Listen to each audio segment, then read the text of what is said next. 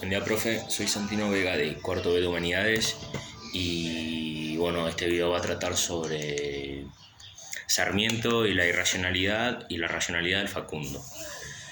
Eh, bueno, entre la exaltación de los liberales y la anatema de los revisionistas suele perderse el Facundo.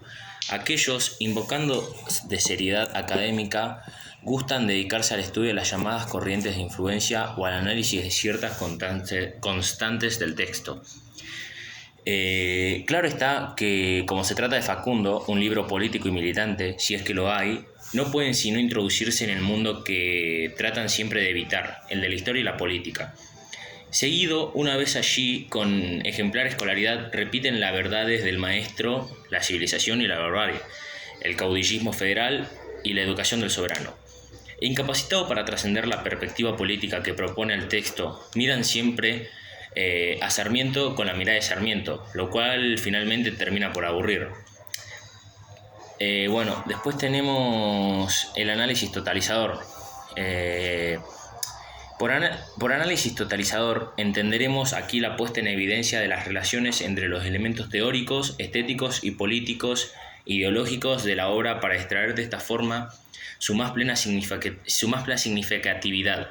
Realizaremos esta tarea a través de una estructuración expresiva de ciertos textos que, si bien puede extraerlos de inmediato del contexto en que se encuentran, terminará remitiéndolos siempre a otra significatividad más abarcante y ordenadora, la antinomia, racionalidad y irracionalidad. Después seguimos con cómo se presenta Facundo. Bueno, a él le llamaron Tigre de los Llanos y no le sentaba mal esta denominación. A la frenología y la anatomía comparada han demostrado en efectos las relaciones que existen entre la fisionomía del hombre y la de algunos animales a quienes se asemeja en su carácter. Eran dos tigres los que se enfrentaban, comprobamos. Así que apenas aparece Quiroga, Sarmiento lo sumerge de inmediato en la fuerza, en el mundo de la naturaleza. Será necesario penetrar ese universo, develar su lógica interna e inquirir entonces por las causas profundas de las guerras civiles argentinas. Son estos los propósitos del Facundo. La obra comienza mostrando al campesino argentino tal cual lo ha formado la naturaleza y la falta de verdadera sociedad en la que vive este texto. Este texto nos entrega dos de las tesis centrales de Facundo. El gaucho es producto directo de su medio, o sea, es naturaleza, y vive en sociedad, lo cual implica un orden. Esta sociedad, sin embargo, no es verdadera. Para hacerlo, como veremos, necesitaríamos implicar otro tipo de orden. Después, el siguiente punto sería los dos arquetipos que plantea Sarmiento sobre el gaucho. Los arquetipos de gaucho que distingue Sarmiento ejemplifican claramente esta primera tesis. El gaucho es naturaleza y no espíritu. La asombrosa eficacia del vaquiano y el rastreador no reconoce fundamentos inteligibles, solo radica en identificarse más hondamente que nadie con el entorno natural. El vaquiano está en todos los sectores de la campaña.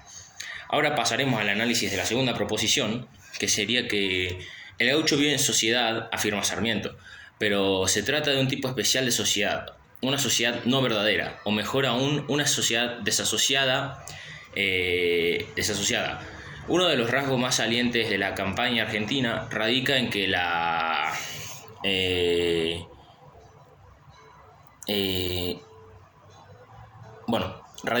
mano del hombre apenas ha necesitado corta algunos árboles y matorrales. Todo parece indicar que aquí la naturaleza salvaje le dará la ley por mucho tiempo. De este modo, el hombre como elemento creador está más en este mundo. Y esto es decisivo. El gaucho podrá enfrentarse cuanto quiera con la naturaleza, pero nunca podrá transformarla. Para conseguirlo tendría que tomar distancia frente a ella y superarla, y así acceder a un orden radicalmente opuesto, pero esto no está dentro de sus posibilidades. Pero la exultante vitalidad del gaucho y su irrefrenable poder natural es demasiado enorme para confinarse en este ámbito tan reducido. Resulta así provechoso el estallido de la Revolución de 1810. Ahora seguiré con el punto 8, que dice que Sarmiento desarrolló en la concepción de la historia como conflicto. Había tomado de los franceses la técnica romántica del contraste y a través de Cousin conoció el papel dialéctico que Hegel asignaba a las guerras. Elabora entonces su método antitético,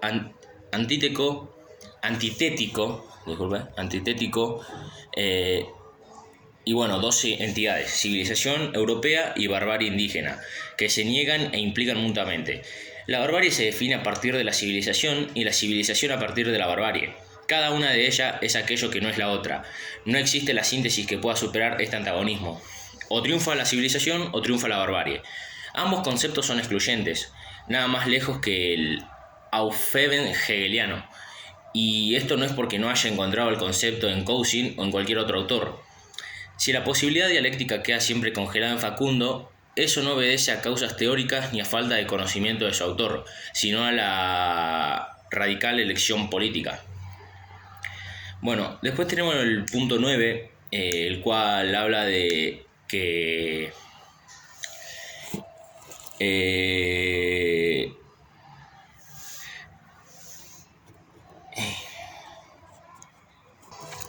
el punto 9 habla de que la obra forma parte de la historia en tanto se enfrenta a la civilización, la naturaleza que ciegamente se resiste a la conquista cultural del hombre. Aparece así una cierta dinámica de la barbarie. Toda su naturalidad destructiva se dirige contra las ciudades. Esta dinámica, sin embargo, desaparece con su triunfo.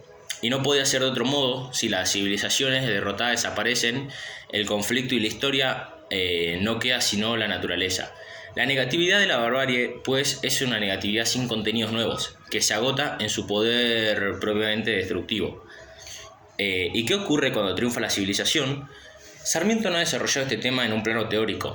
Lo que está al principio es imperfecto, escribe en Recuerdos de Provincia. El progreso consiste entonces en la negación de nuevas formas de civilización que ejercen sobre las antiguas. Se conserva así la concepción de la historia como conflicto. Este conflicto se produce ahora entre ambas estáticas de la civilización y las formas dinámicas.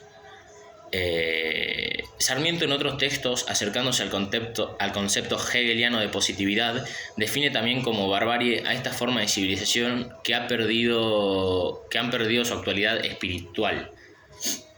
Después tenemos el punto 13, que es la apología del Facundo, y dice: nuestros liberales con férrea coherencia realizan cotidianamente la apología de las obras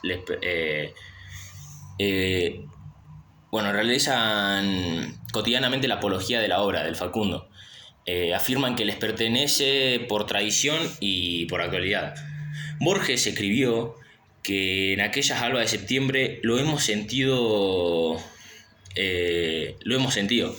y lo escribió en Sur, y el septiembre al que se refería era claro, era el del 55. Facundo es de este modo mucho más que un libro, y Sarmiento más que un literario o un político, es el ciclopeo fundador de una nación. Nosotros, sin embargo, juzgamos inaceptable una obra que reclamó la exterminación del pueblo argentino, que planificó nuestra incorporación dependiente a las potencias europeas y encontró en el asesinato de Peñalosa su más ejemplar realización empírica. Pero nosotros, asimismo, haremos aquí su apología, porque Sarmiento fue un gran escritor, y no lo fue porque haya escrito bien, sino porque fue un escritor profundamente argentino y americano. Y lo fue porque advirtió, a pesar de su ciega pasión por lo europeo, que la gran tarea de una literatura nacional no podía ser sino la expresión de un descubrimiento de la patria y de los hombres que apasionadamente la habitan. Porque aunque renegó de su idioma el español, aunque anduvo diciendo por Chile que había que renovarlos con palabras nuevas, civilizadas y progresistas, llenó de asombro al dramático Mantilla cuando le envió el Facundo. Más que el galicismo, había allí locuciones castizas, arcaicas, que no provenían de alguna cuidadosa lectura de los clásicos castellanos, sino de las honduras de la tierra de San Juan, donde aún se conservan las voces más pretéritas del idioma, y que oscuramente fueron a expresarse en la obra más grande de sus artistas, porque aunque despreció al gaucho, aunque lo hundió en la naturaleza para justificar su exterminio, al hacerlo lo reintegró a su paisaje, a sus costumbres y a su secreto conocimiento del universo telúrico, porque afirmó avergonzándose de lo americano, de toda la barbarie y el salvajismo que creyó ver en su tierra. Es la biografía de Facundo y no la de Rivadavia la que escribe, y no solamente por motivos políticos, sino porque también comprendió y dijo que Quiroga fue la figura más americana de la Revolución, y porque sus genios expresaban con mayor plenitud a través de la vida azarosa de estos hombres. Aldao, Facundo, el Chacho, porque aunque se propuso infamar a Facundo, aunque confeccionó con pasión las más abyectas historias sobre el caudillo que se contaban, y aunque inventó otras aún más bajas y deleznables, la militante grandeza de Facundo aparece inmaculada en varios paisajes de la obra. Cuando, por ejemplo, sale a recibir a los accionistas mineros de Buenos Aires, que usan la silla inglesa y adoptan modales cultos, vestido apenas con un calzón de jergón y un poncho de tela ruin, como advirtiéndoles desde el vamos que el Facundo nada tenía que ver con ese Abdul, el sultán de Turquía. Sarmiento, aunque odió y combatió con descontrolada pasión el gauchaje alzado, bien cierto que Facundo es el poema épico de la Montonera que expresa como ningún otro libro de nuestra literatura el momento más pleno, heroico y nacional del gaucho. Es el de su resistencia contra la política de Buenos Aires. Y bueno, eso sería todo, profe. Saludos.